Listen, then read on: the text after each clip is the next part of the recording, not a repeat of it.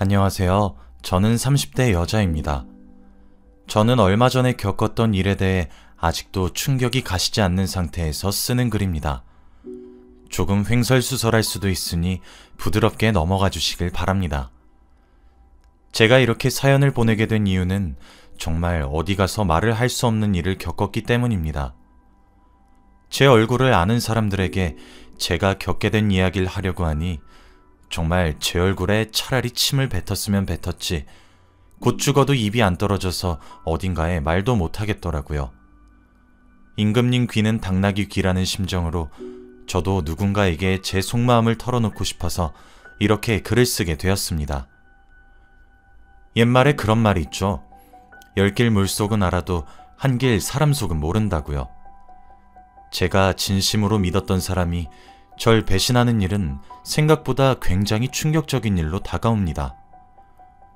이번에 제가 겪은 일로 인해 저뿐만 아니라 저희 부모님의 마음도 찢어졌고 상대방의 부모님도 마찬가지였어요. 이 모든 일은 두 사람이 가져다 준 충격이자 가장 큰 변화와 다름이 없었죠. 결론적으로 이야기를 하자면 저는 지금 남편과 이혼 소송을 통해서 겨우 이혼에 성공했습니다. 지금부터 그 이야기의 내막을 적어보겠습니다. 호칭은 편의상 남편으로 할게요. 때는 지금으로부터 3년 전이었습니다. 결혼 정년기인 저와 남편은 어른들의 소개로 선을 보게 되었고 조건도 비슷하고 성격도 크게 다르지 않아 결혼을 전제로 만남을 가지기로 했습니다. 비록 시작은 인위적인 만남이었을지 모르나 그 후 저의 마음은 깊어져만 갔습니다. 아니, 생각해보면 그 사람도 깊어졌던 것인지 모르겠네요. 아무튼 저는 만남의 기간이 길어질수록 남편을 진심으로 사랑했습니다. 남편은 저와 크게 다르지 않은 가치관과 도덕관념이 좋았고 무엇보다 술과 담배를 하지 않는 모습이 좋았습니다. 함께 웃고 우는 그런 유머 포인트와 감동 포인트도 비슷해서 감정선도 저와 많이 닮은 사람이었어요. 저와 크게 차이가 나지 않는 벌이의 수준과 양가 모두 부모님들께서 노후 준비가 되어 있다는 점도 좋았어요. 그렇게 처음엔 모든 조건을 재고 따지며 만나기에 적당한 사람이라고만 생각했었고 저도 결혼을 앞둘 정도의 나이였기 때문에 적당한 사람과의 결혼만 생각하고 있었어요. 그 모든 조건에 부합한 남편은 제게 신랑감이라는 존재로 다가왔어요. 처음엔 알아가는 시간만 가지려 하였으나 생각보다 남편은 좋은 남자였고 완벽에 가까운 남자였습니다. 사실 저는 결혼 정년기가 될 때까지 상대방에게 바라는 점이 딱 하나 있었습니다. 그것은 바로 저의 혼전순결주의를 지켜주는 것이었어요. 저희 집은 독실한 기독교 집안입니다. 제 이름이 세례명일 정도로 말이죠. 모태 신앙이기도 했고 저도 종교심이 지극한 편이라서 혼전순결주의를 꼭 지키고 싶었습니다. 하지만 20대 내내 만났던 남자친구들은 전부 그것 하나를 하지 못해서 안달이더군요. 물론 저도 직접 고백을 받거나 하면 제 가치관을 미리 알렸습니다. 그게 예의라고 생각했죠. 그런데 남자들은 그게 말로만 그러는 것이라고 자기 마음대로 착각을 해서 혼자서 나가려고 하고 그러더군요. 저는 정말 싫었고 진심으로 혼전순결주의자였거든요. 미리 밝혔음에도 불구하고 제가 만났던 남자들은 제가 비싸게 군다는 등 유지비가 많이 든다는 등 정말 다시 생각해도 치욕스러운 발언을 쏟아냈고 그걸 하지 않으려면 음담패설이라도 해주길 바랬습니다. 저는 육체적으로도 정신적으로도 순결하고 싶었는데 말이에요. 그런 사람들만 만나오다가 지금의 남편을 만나게 되었고 남편은 제 혼전순결의 사상을 진심으로 존중해주고 이해해주기 시작했습니다. 저는 그런 태도에서 이미 남편과 결혼을 결심했어요. 제가 먼저 다가가기 전에는 제게 손도 쉽게 잡지 않고 붙지도 않는 그러는 사람이어서 뭔가 더욱 믿음직스럽게 느껴졌고 제가 생각해오던 혼전순결의 사상을 항상 이해받지 못하고 배척만 받다가 그런 배려를 받게 되다 보니까 이 남자라면 더욱 놓칠 수 없다는 생각이 들기도 했고요. 그렇게 저희는 선으로 만난 사이치고는 꽤나 오랜 시간을 연애하며 서로를 알아갔고 결혼까지 하게 되었습니다. 그런데 결혼을 하기 전 남편이 제게 한 가지 상의를 하고 싶다고 하더군요. 제가 무엇이냐고 물어보니 남편은 아이를 가지고 싶지 않다고 했습니다. 쉽게 말하자면 딩크족으로 우리끼리 살고 싶단 이야기였습니다. 제게 혼전순결이라는 가치관이 이미 정해져 있듯이 아이를 가지고 싶지 않다는 것도 저는 하나의 가치관으로 이해돼야 된다는 생각이 들었고, 제 사상이 이해받았기 때문에 남편의 사상도 이해해주고 존중을 해주고 싶었습니다. 그리고 아이를 원하지 않으면 아이를 낳지 않아야 되는 것이 저는 옳다고도 생각하고 있었고요. 부모가 될 준비가 덜 되었는데 아이를 덜컥 낳으면 아이가 혼자 크는 것도 아닌데 불행하게 자랄 것 같았거든요. 저는 사상이 변해서 아이를 가지고 싶다면 말해달라고 했어요. 아이가 저희가 결혼하는 데에 필수적인 요소가 아니니까 너무 걱정하지 말라고도 얘기했고요. 남편은 고맙다고 얘기했죠. 그렇게 우리는 따뜻한 5월에 식을 올렸고 결혼을 했습니다. 사실 앞에서 말했다시피 저는 혼전순결주의자여서 뜨거운 신혼생활에 대한 로망이 꽤 있었습니다. 그런데 결혼 이후에도 남편은 제게 손가락 하나 대지 않았어요. 신혼여행을 제외하고는 정말 한 달에 한두 번 할까 말까 싶을 정도였어요. 아이를 낳네 마네 할 수준이 아니었던 거죠. 하늘을 봐야 별을 따니마니 하는데. 처음엔 남편이 제게 사랑이 식은 것은 아닌가, 정말 많은 걱정을 했고 5만 가지의 경우의 수를 생각하기 시작했습니다. 저 말고 다른 사람이 생긴 것은 아닌가 걱정도 했고요. 그리고 저는 이 고민을 남편의 동생, 즉 제게 도련님이 되는 사람에게 털어놓기도 했어요. 결혼하고 나서 알게 된 사실은 시부모님 두 분 다 매우 자상하시고 따뜻하신 분들이라는 것과 도련님이 저보다 한 살 어리지만 내면은 저보다 성숙하다는 거였죠. 도련님께 남편과 다툰 일이라거나 서운한 일이라거나 하면 정말 귀신같이 제 마음을 위로해주고 뭐 그런 식으로 대해주니까 시댁 가족 중에서 제가 제일 좋아할 수밖에 없겠더라고요. 그래서 감히 그런 파렴치한 상상은 정말 상상치도 못했던 것 같습니다. 저는 출장 업무가 정말 적은 직종입니다. 그런데 올해 들어서 유별나게 타 지역으로 출장을 가야 하는 경우가 꽤나 많이 생기더라고요. 결혼한 지 얼마 안 된 신혼에게 이런 출장 업무 맡겨서 미안하다는 팀장님의 말을 들으며 속으로는 입을 삐죽거렸지만 겉으로는 괜찮다며 우스갯소리를 내며 넘어가곤 했어요. 그때도 부산으로 출장을 2박 3일간 떠나야 했습니다.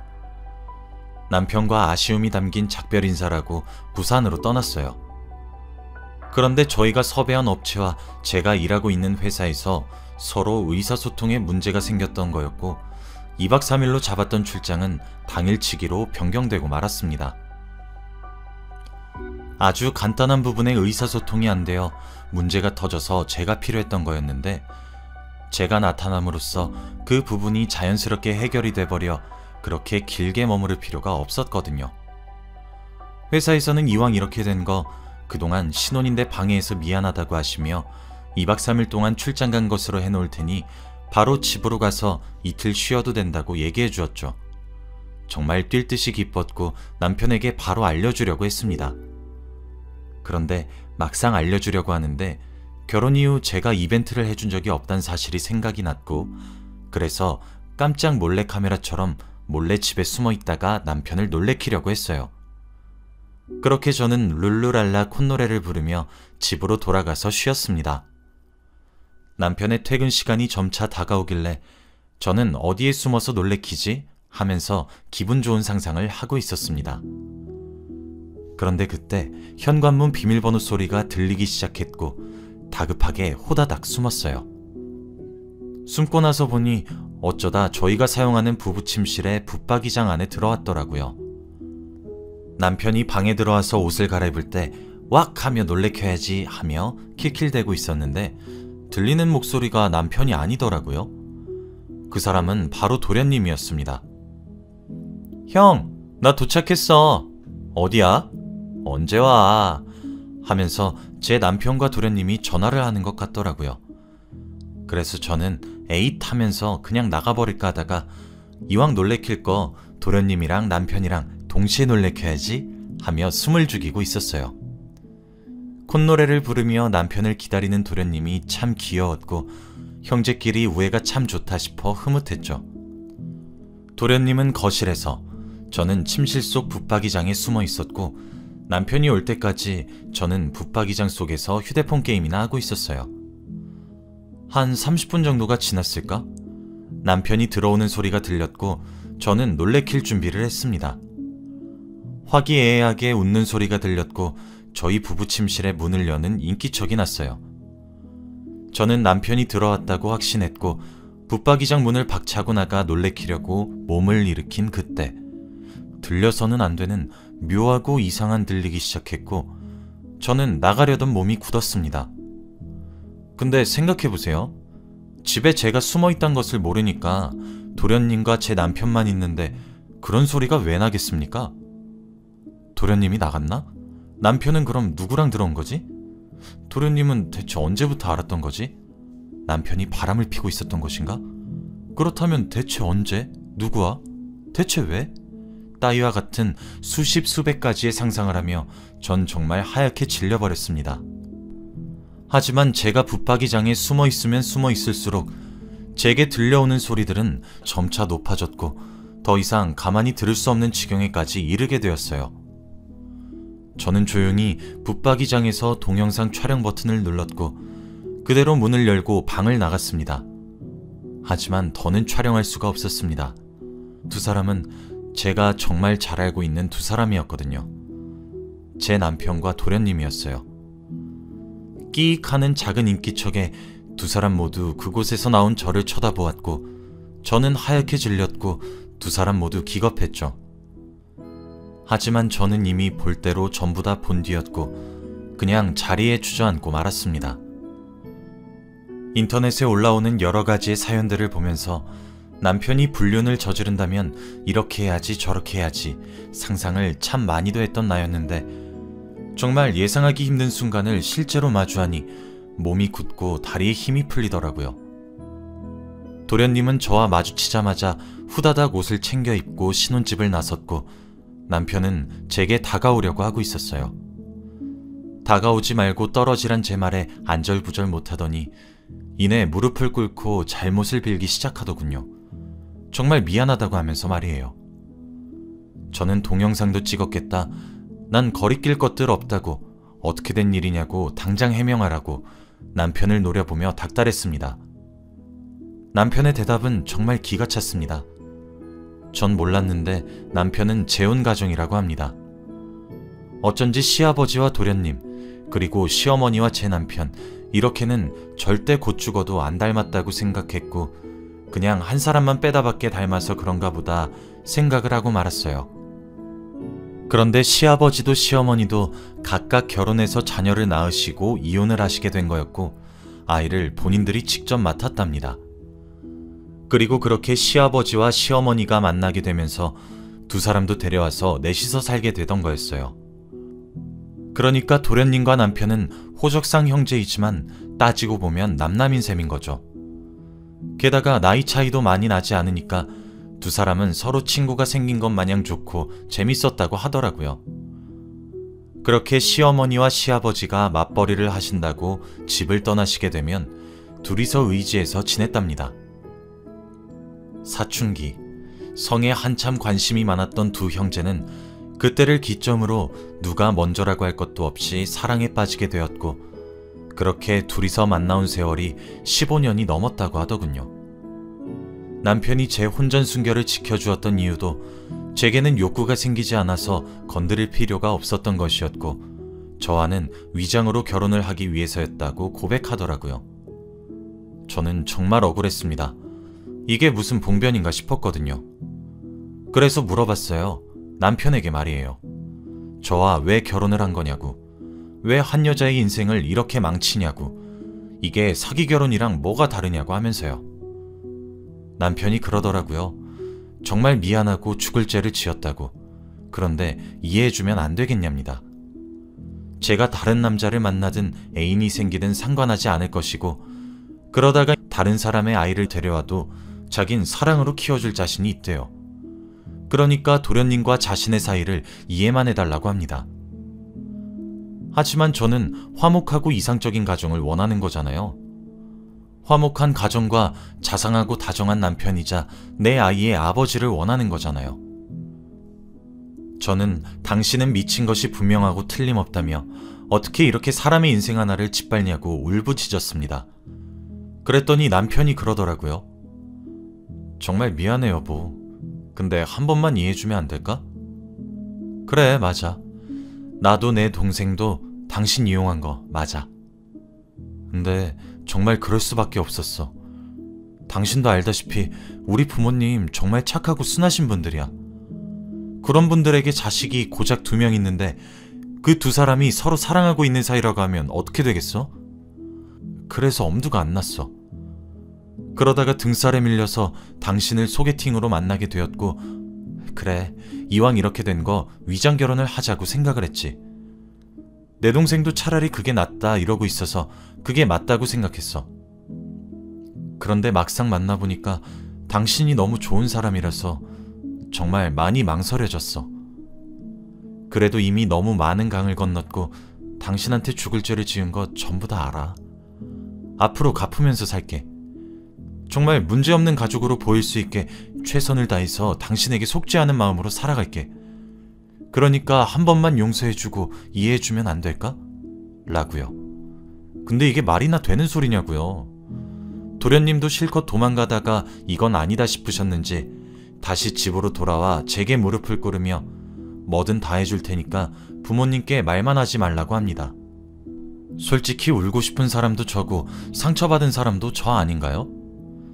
때려 죽어도 시원찮을 놈들이 제 바짓가랑이를 붙잡고 늘어뜨리는 모습을 보니까 정말 죽고 싶더라고요. 제 남편이 본인의 새어머니가 데려오신 동생과 사랑하는 사이인 게 어디 말이나 되는 일입니까? 돈도 원하는 대로 주고 다 제 마음대로 해줄 테니 부모님께 알리지만 말아달라고 하더군요. 하지만 전 그러지 않았습니다. 누구 좋으라고 그러나요? 저는 시댁에 이 사실을 알림과 동시에 이혼을 요구했습니다. 당연히 시어머니는 뒷목을 잡고 쓰러졌고 시아버지도 뭐 더하면 더했지 절대 덜하지는 않았습니다. 시댁이 그렇게 되었는데 저희 친정은 어땠겠습니까? 더하면 더했지 절대 덜하지는 않았어요. 변호사를 고용해서 이혼소송을 하게 되면서 알게 된 사실은 결혼 이후에도 도련님과의 만남을 지속했던 증거들이 속속들이 나오기 시작했고 도련님도 저와 같은 희생자를 만들기 위해 여자친구를 두고 있었던 아주 쓰레기 같은 놈이었습니다.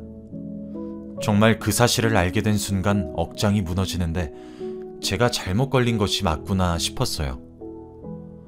얼굴도 모르지만 그 여자는 또 무슨 죄가 있어서 저처럼 이런 일을 당해야 하나요? 어떻게 자신들의 부당한 성취향을 숨기고 싶어서 엄한 2명의 여자의 인생을 망치려고 하냐고요. 게다가 저는 이미 망쳐졌잖아요. 아무튼 그렇게 충격과 공포를 넘나들기 시작하면서 이혼소송을 준비했고 당연히 제가 승소할 수밖에 없었습니다. 미안하다, 잘못했다, 시키는 대로 하겠다고 무릎을 꿇고 빌면서 애원하던 2사람은 제가 시댁의 모든 진실을 터뜨림과 동시에 태도를 180도 달리하여 제게 정신적인 충격을 안겨주었고 끝까지 구질구질하게 소송에 임했습니다. 그렇게 저는 결혼하고 8개월 만에 제가 그렸던 꿈같은 결혼 생활이 파경에 맞게 되었어요. 저도 당시에 받았던 충격이 생각보다 컸었던 것인지 일도 그만두고 정신과를 다니면서 하루하루 버티며 지내고 있습니다. 가장 많이 믿었던 사람에게 받은 배신을 어떻게 치유해야 할지 모르겠습니다. 친정에서도 전부 제 눈치를 보면서 전전긍긍하는 모습이 너무 싫다가도 너무 슬프고 참 힘든 하루하루를 보내고 있어요. 이젠 누구도 다시 믿지 못할 것 같아서 정말 어찌해야 할지 모르겠습니다. 이혼을 한 것까진 정말 잘한 것 같아요. 그런데 제가 언젠가 이 상처를 전부 다 치유할 수 있을지 모르겠네요. 참 어디 가서 이야기를 꺼내기에도 불편하고 동정심만 살 것 같아 이렇게 익명으로 털어놓게 되었습니다. 그런데 하소연을 한 것 같아서 그런지 기분이 한결 나아진 것 같네요. 여기까지가 제 이야기고요. 긴 이야기 들어주셔서 정말 감사합니다. 행복하세요.